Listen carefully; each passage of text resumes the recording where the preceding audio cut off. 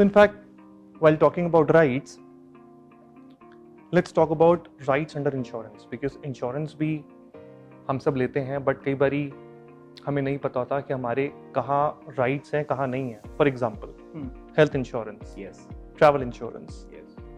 हमें कई बार हम सोचते हैं हमने इंश्योरेंस ले लिया and we are 100% secure.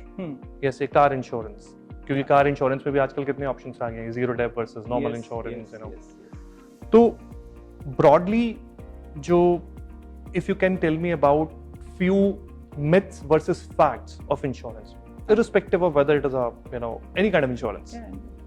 So myth, सबसे बड़ा जो myth इंश्योरेंस में अगर मैं बात करूँ वो ये है कि मैं अभी यंग हूँ तो मुझे कुछ नहीं हो सकता, so why to take health insurance.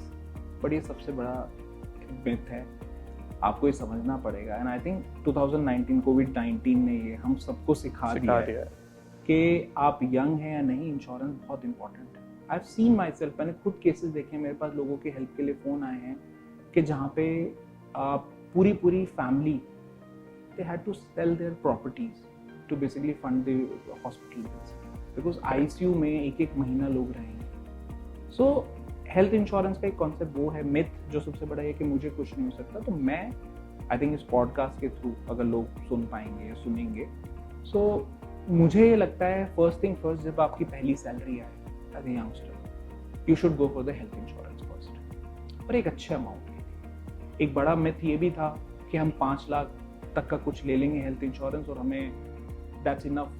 That's not enough. मैंने खुद देखा है personally, I have seen cases जहाँ पे कोविड के टाइम पे लोगों के बिल 45 लाख 55 लाख के बिल आए. तो अच्छा अमाउंट आप जितना अफोर्ड कर सकते हैं आप वो लीजिए, बेस सम इंश्योर्ड लीजिए. There is option of top up insurance, top up लीजिए. तो वो करके एक सब्सटेंशियल अमाउंट पे आप पहुंचिए. एक आप हेल्थ इंश्योरेंस लीजिए, एक आप टर्म इंश्योरेंस लीजिए, बिकॉज टर्म इंश्योरेंस भी लोगों ने लाइफ इंश्योरेंस में इंडिया में कभी समझा ही नहीं. एक बड़ा सबसे बड़ा मिथ ये था कि अगर मुझे कुछ नहीं हुआ तो ये लाइफ इंश्योरेंस में पैसा मैं जो दे रहा हूँ वो वेस्ट है. ये वेस्ट नहीं है. You think about the peace of mind, जो पीस ऑफ माइंड आपके पास है, बिकॉज आपके पास, आपको अगर कल को कुछ हो जाता है गॉड फॉरबिड, तो आपकी फैमिली की टेक केयर करने के लिए इंश्योरेंस है. बट उसमें भी क्या था, उसमें भी लोग यूलिप्स के पीछे जाते थे, इन्वेस्टमेंट को देखते थे. आप इन्वेस्टमेंट और इंश्योरेंस को मिक्स नहीं कर सकते.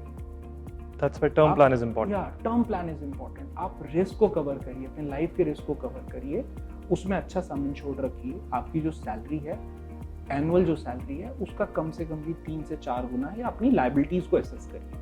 आपका होम लोन है, अगर कोई और भी लाइबिलिटी आपके ऊपर है, उसको एसेस करिए और उन सब की असेसमेंट के बाद डिसाइड करिए कि आपको कितना cover.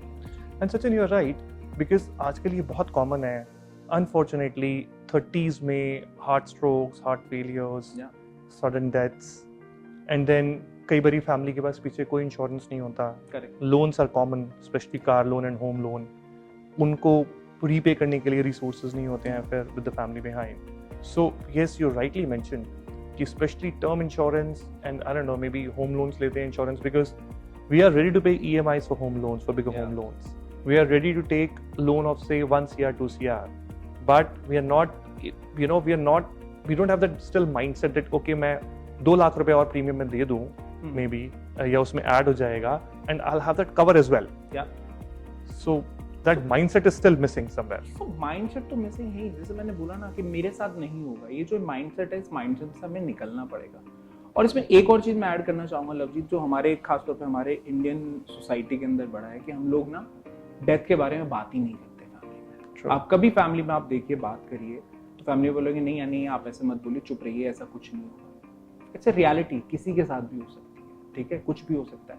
I have seen cases कि फैमिलीज ने इंश्योरेंस लिए हुए हैं हस्बैंड ने, लेकिन वाइफ को पता ही नहीं है कि वो डॉक्यूमेंट कहाँ है. True. इसका कोई फायदा नहीं है. तो मैं तो सबको ये सजेस्ट करूंगा, अगर आपने हेल्थ इंश्योरेंस, आपने टर्म इंश्योरेंस आपने लिया भी हुआ है, एक इमरजेंसी डॉक्यूमेंट बनाइए, चाहे वो मेल पे हो या कुछ हो, और एक दूसरे के साथ शेयर करिए. आपकी फैमिली को पता होना चाहिए कि वो कहाँ पे है. कितनी सारी लाइफ इंश्योरेंस कंपनी जिनके पास अनक्लेम्ड अमाउंट पड़ा हुआ भी, कोई नहीं है क्लेम करने के लिए, बिकॉज लोगों को, उनके बेनिफिशियरी को पता ही नहीं, नॉमिनीज को पता ही नहीं है कि मेरे जो फादर मदर जो भी हैं उन्होंने इंश्योरेंस भी लिया हुआ था. तो सबसे पहला हमें वही है कि ये रियलिटी है. आप इस रियलिटी को प्रोटेक्ट करने के लिए इंश्योरेंस ले रहे हैं, तो उस इंश्योरेंस की यूजिबिलिटी भी होनी चाहिए. And Sachin, given the importance of insurance, now we see that insurance is also playing a key role in mergers and acquisitions. Yeah. Right. So, what would you like to say about that? If I'm doing a merger, an acquisition transaction, should I ask the seller to take an insurance of reps and warranties, or me being a buyer, should I opt for indemnity insurance or any kind of M&A insurance? I think Lavjit, it's a very specialized kind of insurance, and seller and buyer, both of them can take the policy.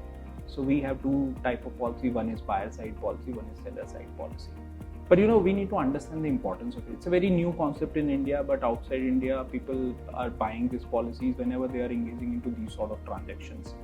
Okay, and so I'll give you just a gist because it's a very specialized subject, and I would not like to comment too much on it. But merger and acquisition, we remember the case of Hutch and SR. Yeah. That tax liability which came afterwards after the transaction. Running into thousands of crores. Yeah, running into thousands of crores.